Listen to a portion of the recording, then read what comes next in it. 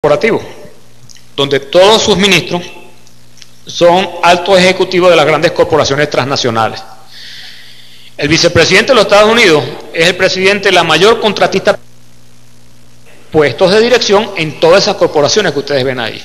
Condoleezza Rice es algo para que ustedes vean cómo es la cosa, una mujer muy inteligente.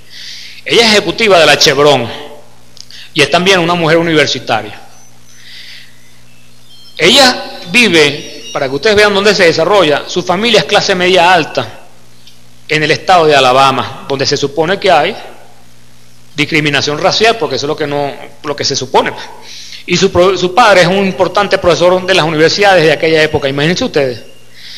Ella se gradúa en la Universidad de Alabama y su mentor político es un importante miembro demócrata, un señor de origen judío llamado Kolbe, que es el padre de la que fue secretaria de Estado Madeleine Albright. Y entonces ella ahora aparece como una importante mujer del Partido Republicano. La primera de arriba a la izquierda, para nombrar una, es la ministra de Agricultura, la señora Ann Venneman. La secretaria de Agricultura trabaja en dos consorcios, Farmacia y Monsanto, que son los que pretenden patentar el genoma humano. Y acuérdense que la Constitución nuestra prohíbe la patente del genoma humano. Pero aparte de eso, el grupo Monsanto, que trabaja la parte genética, desarrolló en la guerra de Vietnam el llamado agente naranja, con el cual bombardearon Vietnam. Y ahorita están bombardeando Colombia con un agente 1000 veces más potente que el agente naranja, supuestamente para defoliar y para acabar con los sembradíos, entre comillas, de los cultivos de la coca en nuestro hermano país. Vamos a pasar. La parte correspondiente a nosotros la maneja lo que ustedes conocieron como la red Irán-Contra. La red Irán-Contra, muchos piensan que la manejaba aquel famoso comandante, teniente coronel de infantería, Oliver North, pero quien la estructura es el calvito que aparece segundo de izquierda a derecha, que se llama Richard Lee Armitage. Él es el que monta la red de narcotráfico en Saigón en 1973. Y acuérdense que hay bastante literatura para explicar cómo los servicios de inteligencia de las grandes potencias se financian con el narcotráfico. Porque por la vía legal, los congresos de los países supervisan que la inversión no sea utilizada para derrocamiento de otros países, entre comillas. Por lo tanto, tienen carta blanca para utilizar el narcotráfico y el comercio de la droga para financiar sus operaciones encubiertas. Él monta una famosa red, hay una película que todo el mundo ve, para nombrar una, es la ministra de Agricultura, la señora Ann Venneman. La secretaria de Agricultura trabaja en dos consorcios, Farmacia y Monsanto, que son los que pretenden patentar el genoma humano. Y acuérdense que la Constitución nuestra prohíbe la patente del genoma humano. Pero aparte de eso, el grupo Monsanto, que trabaja la parte genética, desarrolló en la guerra de Vietnam el llamado agente naranja, con el cual bombardearon Vietnam. Y ahorita están bombardeando Colombia con un agente 1000 veces más potente que el agente naranja, supuestamente para defoliar y para acabar con los sembradíos, entre comillas, de los cultivos de la coca en nuestro hermano país. Vamos a pasar. La parte correspondiente a nosotros la maneja lo que ustedes conocieron como la red Irán-Contra.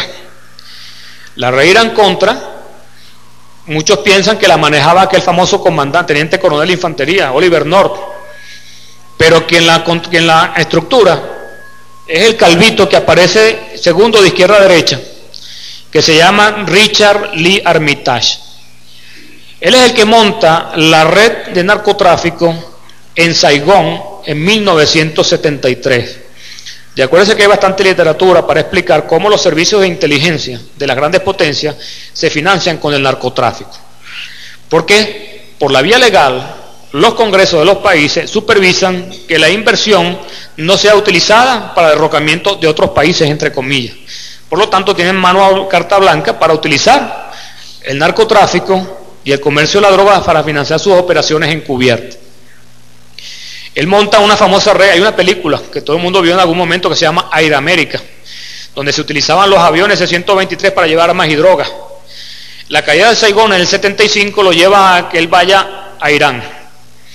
Y a la caída de Irán, por supuesto, él va a Centroamérica. y es el padre de la criatura que va a ser utilizada en contra de la revolución sandinista.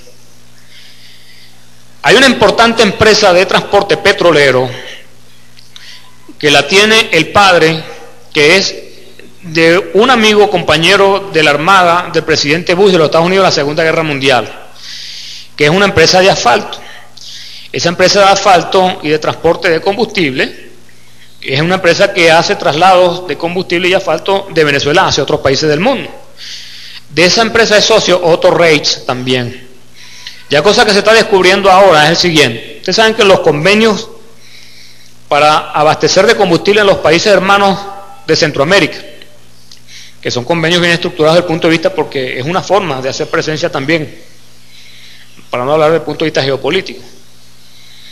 De aquí salen los combustibles completos para esos países, y los países pagan completo, pero estos señores no entregan todo el combustible, sino que lo llevan al mercado después y al mercado negro. Y están estafando a nuestros países hermanos de Santo Domingo y Costa Rica, que nosotros nos pagan completo, pero ellos están recibiendo la mitad del combustible.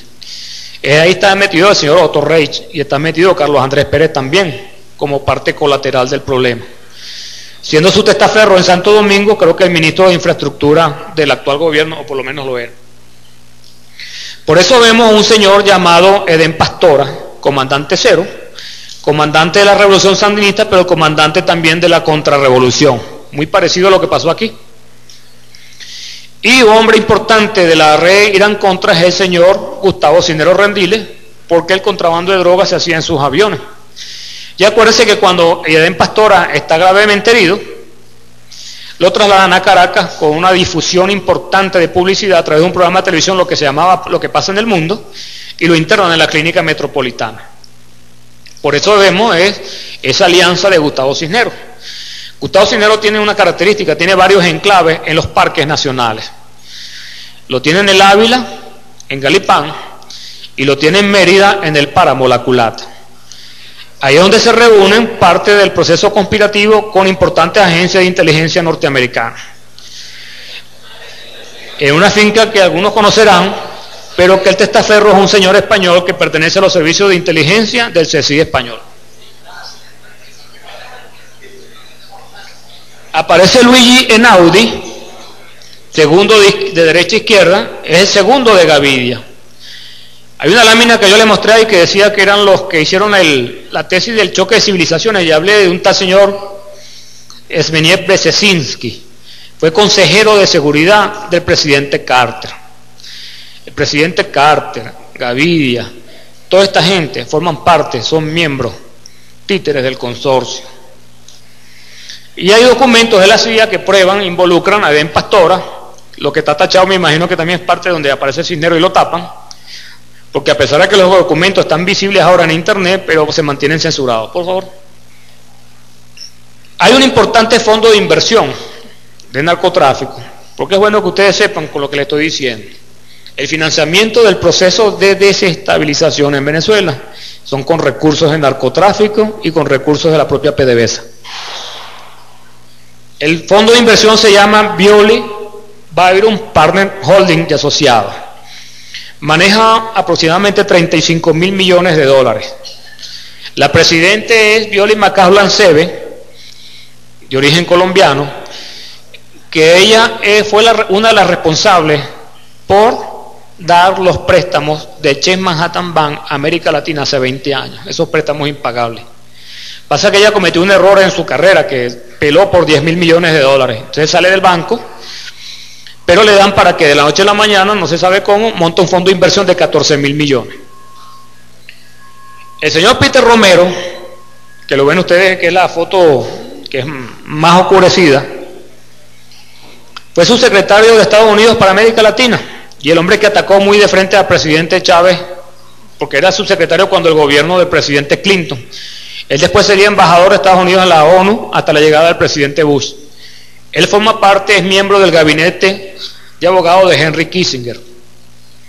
Y aparece el consejo asesor Brian Mulroney nuevamente, Martínez de Oz, ministro de Economía argentina, aparece Len Schussman de la empresa Pepsi-Cola, aparece Luis Durán Gómez de una empresa que es mexicana, Rafael Calleja Romero fue presidente de Honduras, James Robinson III, presidente de Coca-Cola. Entonces la gran pregunta, pues está metido el de Pepsi-Cola, está metido el de Coca-Cola, Cisneros cambia de Pepsi-Cola a Coca-Cola en 24 horas, ¿cómo es eso?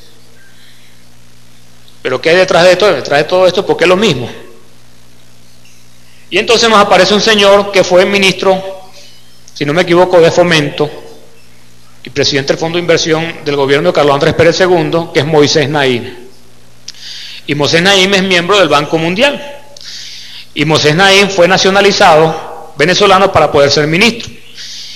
Y es el editor de la revista Foreign Policy, una prestigiosa revista de política internacional. El señor Rudolf Gómez, que está en el centro de la fotografía, en el centro de la primera línea, fue ministro de Hacienda del presidente Gavidia. Fue el hombre de las privatizaciones en Colombia. Seguimos, y viene la gran pregunta, en la próxima lámina. Seguimos, y entonces vemos que el gabinete es muy parecido al norteamericano. Lo que pasa es que el señor Gómez y el otro que está debajo son asesores financieros del presidente Uribe. Y el señor Carlos Castaño Gil, el jefe de los grupos paramilitares colombianos, el grupo paramilitar de las autodefensas la funda el hermano de él llamado Fidel Castaño Gil. ¿Y dónde era gobernador Uribe? Y Fidel Castaño Gil no es el que organizaba los grupos paramilitares para destruir o eliminar a los enemigos del capo de los carteles de la droga. El puente de narcotráfico de la Reirán Contra era Panamá, después de que muere Torrijos, en la presidencia de Manuel Antonio Noriega. Manuel Antonio Noriega es compañero de la Academia Militar de Chorrillos, del capitán Montesino y del teniente general Quetín Vidal. ¿Quién trajo a Montesinos a Venezuela? No lo trajo Gustavo Cisneros. ¿Y quién decía que no estaba en Venezuela? ¿No era el señor Miquelena? El señor Carlos Castaño está pretendiendo comprar una camaronera en el estado Carabobo. ¿No está muy envalentonado Salas Romer en este proceso? ¿O es que la gente no sabe que Salas Romer está involucrado también en narcotráfico a raíz de sus empresas nacionalizadoras de mercancías en Puerto Cabello? El gabinete es igual. Todo y cada uno de los miembros del gabinete están asociados con las grandes corporaciones del consorcio, por favor. Entonces, ¿cuál es la geopolítica dominante de verdad? Vamos a ver, la anterior. En el mundo hay 4 puntos nodales.